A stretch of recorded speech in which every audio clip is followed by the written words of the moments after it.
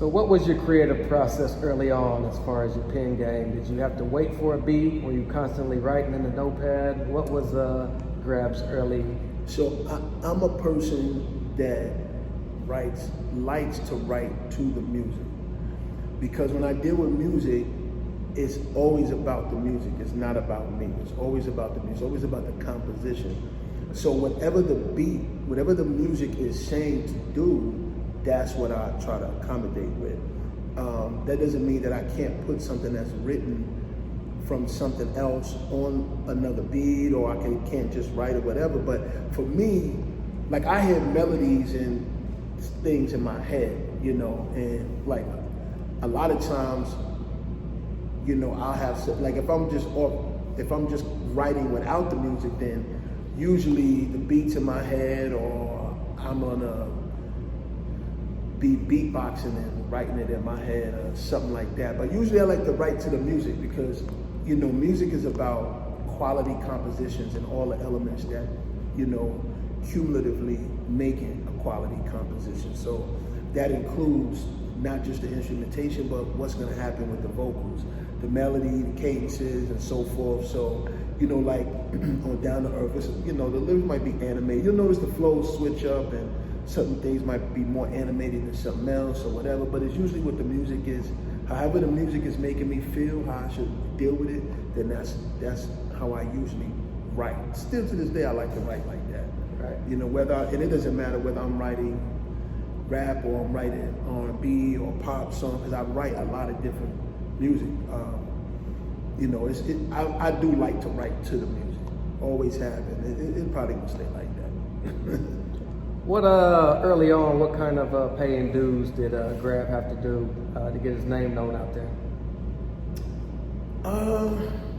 You just had to. So in Chicago, you had to really, you did have to show and prove, man. You had to show and prove you had to show and prove in the circle. You had to show and prove on the freestyle flavor.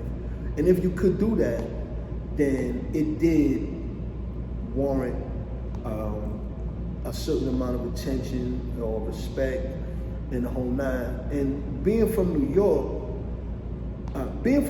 made it challenging in Chicago, because Chicagoans weren't really feeling that. You know, if I had $1 for every time I kill a freestyle and somebody be like, yo, you killed it, yo, we got to show them New York dudes, blah, blah, blah. You know, they weren't really feeling New York like that, and then I had to be like, yo, you know I'm from New York, right? And they'd be like, well, I'm just, you know what I'm saying, though? And they'd be like, it's all good, but, you know, so you had to really, as long as you could show and prove, then that's just what it was, you know what I mean? So you just had to be able to get busy on the freestyle flavor, I think. And then when it came down to starting to work with different producers and so forth, you know, once people start dealing with whether or not you can, you know, caress the composition, it is what it is at that point. If you're gonna you sound good on the on the record and the whole 9 yards too, then you know you can go. And I guess my style is, even though I got whatever on freestyling, it wasn't for battling per se. I'm not really a battle rapper like that. Never have really been. That's not to say I haven't been in battles, but I'm more of a fan of storytelling and having certain content and, you know, making a point potentially or whatever. You know, that's why I like Biggie so much. You know, that's why I like Slick Rick so much. You know, Slick's another dude, but if you're talking about, there's too many influences on the other part, yeah. So now I'm thinking, like, I didn't say Slick, I didn't say De La, I didn't say Tribe, there's too many I didn't say, but,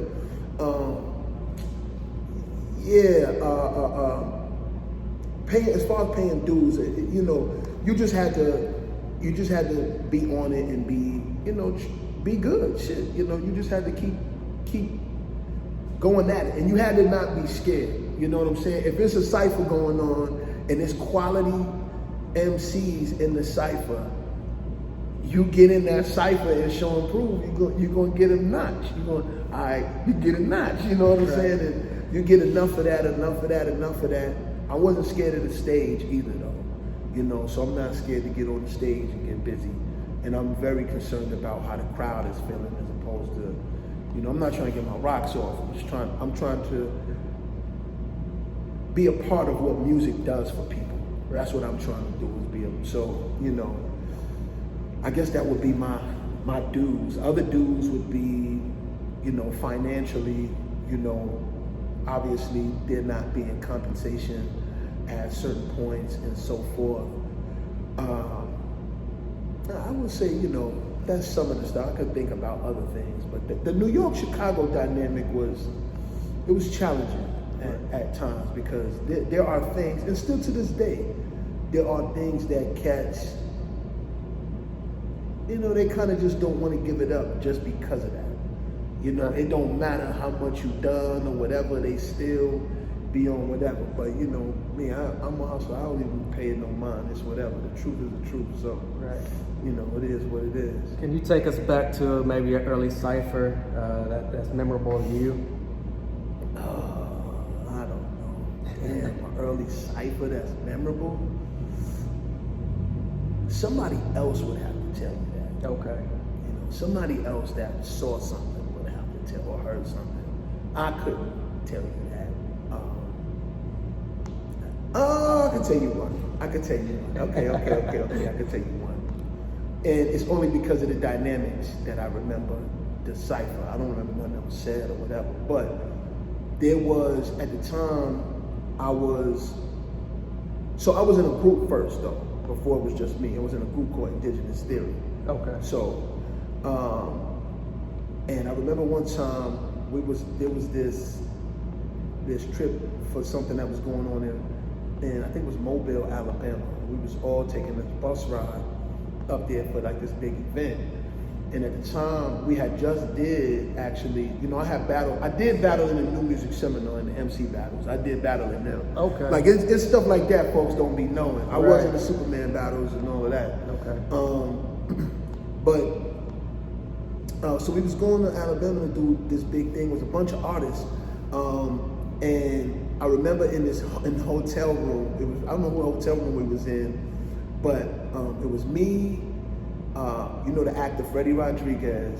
He was in our crew. We all was part of this group called Elements of Nature, and he was in a group called Children of Reality, and Children of Reality was in that. We was in the crew, so you know, like we're really close friends.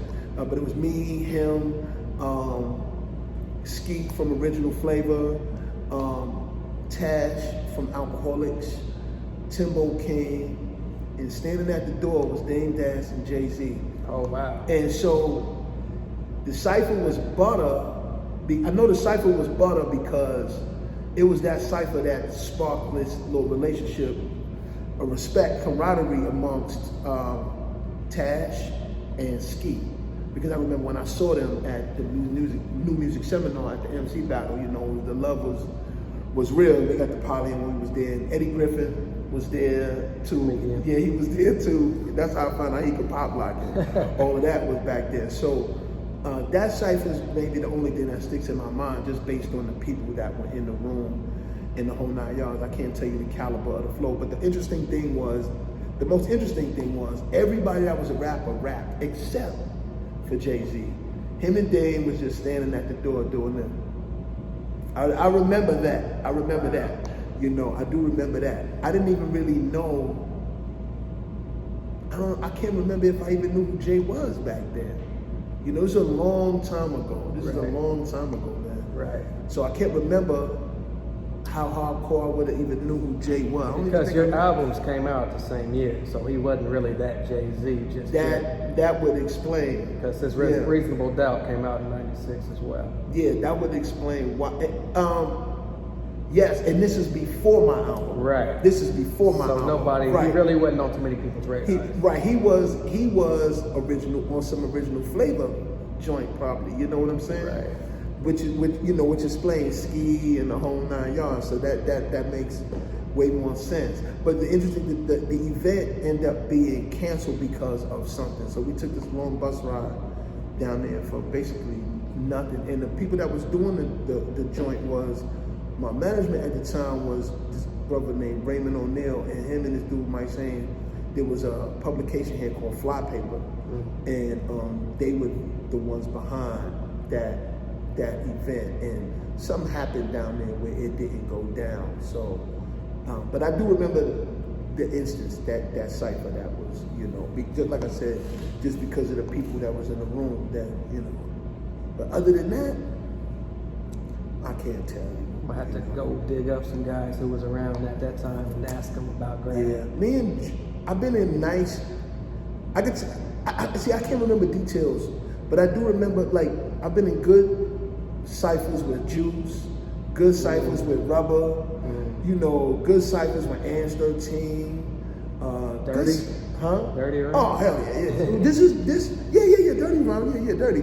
Great ciphers with Dirty, and, you know, so I've been in too many for something to stick out, I guess, in a certain kind of way, you know. Right. Because you just, you know, the music come on, you start rapping, and then you just jump on it. So, right. You know, it's just all, you know, it's a blur, you know, so much stuff, you know, but, yeah, that's crazy. Now, you're making me think about things that I haven't thought about, you know what I'm saying? Right. But that's the only ciphers that could stick in my head, though, like, you know, like I said, because of the circumstance.